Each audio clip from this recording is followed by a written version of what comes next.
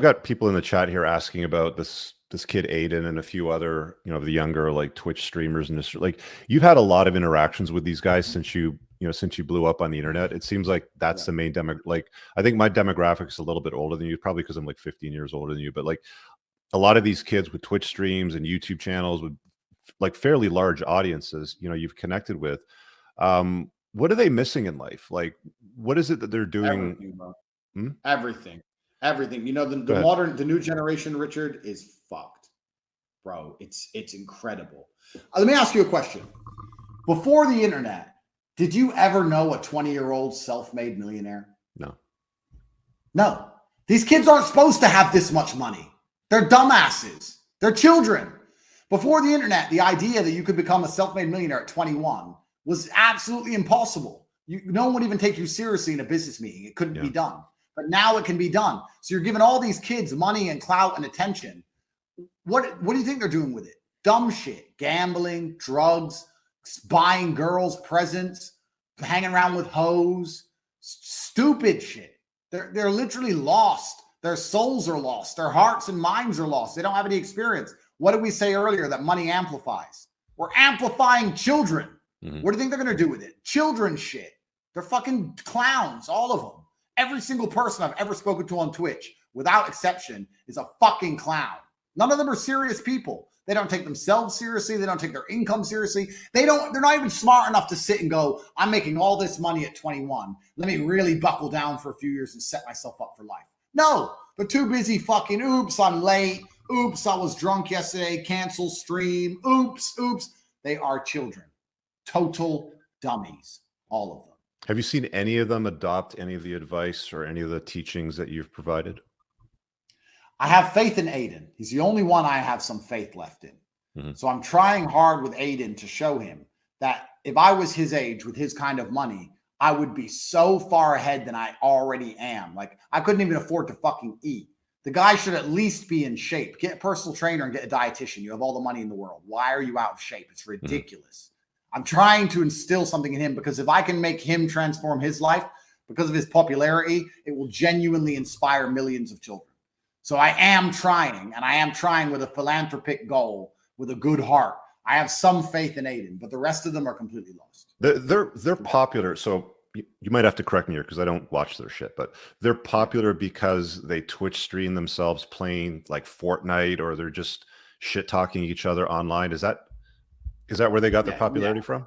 Yeah, I don't completely understand it either. There's a degree of luck in who blows up and who doesn't.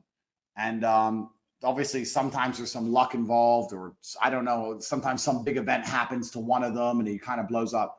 But they end up being the background noise for children. So the kids who sit on the internet all day with these streams in the background and kind of semi-watch them with their barely cognate brains, just ingesting the garbage while they play video games and talk shit. Barely sentient individuals on both sides of the screen. It's a very remarkable insight into how fucked the world is.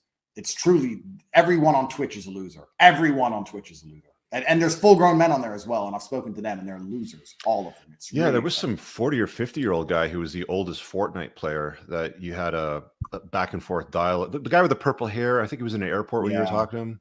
That guy, like this is who you're dealing with. Lost people, bro. Just lost individuals. And it's not me hating on the platform, because I mean it's a video hosting platform, right? It's just hating on the idea of people sitting and consuming for 10 hours a day, some other person talking shit and wasting time. It's all pretty detrimental to Western society. I'm going to try my very best with Aiden. He's the one I believe in most, and I hope I can get something out of it. Yeah, there was a tweet about a week ago. Zuby put it out. I think he said something along the lines of, like instead of spending hours and days and weeks leveling your character up online in a fucking video game, and you're level 99 warrior with armor, whatever the fuck it is that they do, why not like level yourself up to level 1 in real life, right? Like basic fundamental things, right? But they're not doing stuff like that. It's there's some people that can make a lot of money with these online esports. There's no doubt about it, but it's not the same thing as competing in real life and like forcing your body and your mind through hardships in real life. Sitting here and doing this it's not even close. Completely true. And also the worst thing about it is is that let's say you were to go out in real life and try your very best to become good at something and you were to fail, you'd at least become stronger, faster, better than you were. So it's not a complete failure. Whereas if you try and become world level at this video game, if you don't become top 3 in the world, the top 3 that get paid, let's say you're number 4, you have learned nothing. You've wasted years. You're not any faster, any stronger, nothing at all. If you would have tried to make a basketball team, even if you didn't do it, you would have still gained some real world attributes. And that's what's so scary about this video game world. For every one kid who makes it, there's a million kids who just wasted all his fucking life. And yeah, it's incredible. What do you see young men obsessing over that they really have no business spending that much time on? That's a waste of their time and their productivity and their lives. Yeah, I think that, I mean, consuming content in a whole is kind of part of it. You have to be very careful and curate the things you listen to. Like, obviously, this podcast has value and the people listening are doing the right thing, but there's a whole bunch of kids who are just consuming constant shit. Like we're talking about Twitch and the garbage. It's difficult out there for young people. I think it's extremely distracting world. We have the biggest companies in the world with the most advanced AI and tech in the world, designed to keep you distracted and addicted to screens, watching shit that is no good for you. So it's hard. And yeah, the kids are glued to social media and glued to their screens and obsessed with all this crap. And of course they are, because it's designed to be obsessive, and they have to make sure they're taking it in a way that's good for them.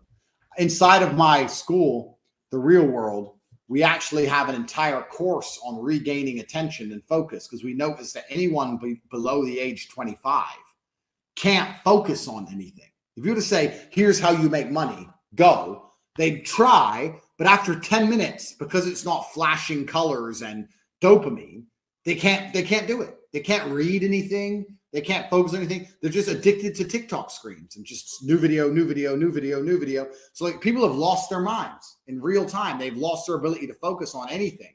So we actually have to teach that again to the younger people. It's truly crazy. It's absolutely insane. At what age would you let your sons and daughters have screens, like phones or an iPad or something like that? Good question, bro. Because you know what as well? I'm going to say something here that's going to blow people's minds, but it's fucking true. Women are terrible at raising kids. They have the patience for it. They're patient. So they're good with the screaming. They're good with that. But they are terrible with discipline, with basic rules. If a 3-year-old is around his dad, or a 3-year-old is around me, no crying, no crying, no crying. Okay, no crying. Good. Sit. I'm hungry. Then go get some food. I'm not going to get it for you. Go, make them go, do it themselves. Learn. The woman's like, oh, okay, you want food? Here, you want this? Here, you want a screen? Here, here. Oh, he's crying. Give him this.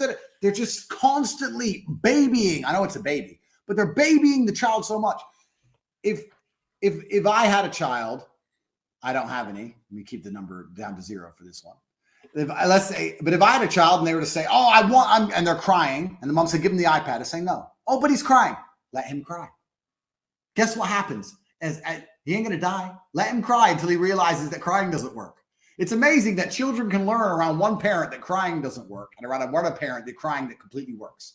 I've seen kids be around their father and never cry, and around their mother cry nonstop, because they're not stupid. They know what works. Doesn't work with me.